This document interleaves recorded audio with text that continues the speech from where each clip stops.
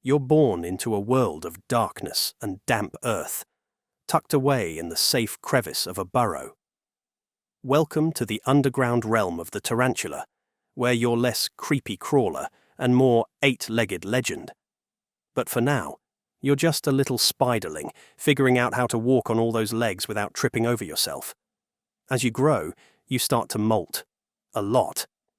With every shed exoskeleton, you get tougher, quicker, and more, well, tarantula-y. Sure, some critters see you as a snack, but those bristling hairs you can flick as a defense come in handy. Try to catch me now, bird. Cue the training montage.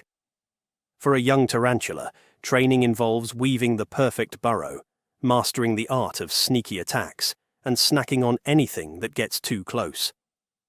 The basics of stalking prey come naturally, and soon you're lying in wait at the entrance of your burrow, eyes locked on a passing cricket, until, oops, a leaf blows by and distracts you.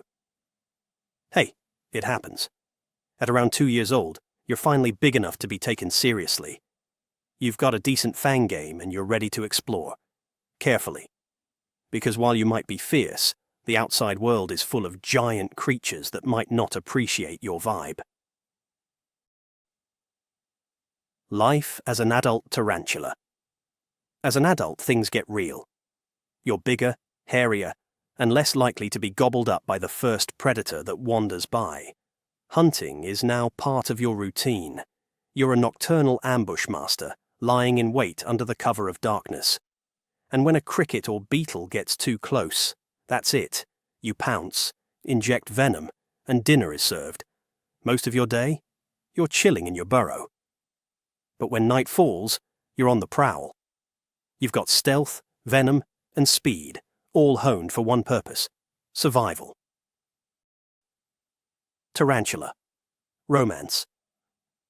When it's time to find a mate, things get a little risky. Male tarantulas go out looking for love, which is basically like playing the world's scariest game of tag. They're tapping their legs, sending out signals, hoping they don't get mistaken for a meal by a female who's both bigger and, honestly, hungrier. If he's lucky, she'll accept his advances, and he'll live to crawl another day. If not, well, let's just say not every romantic encounter ends with a happy spider couple.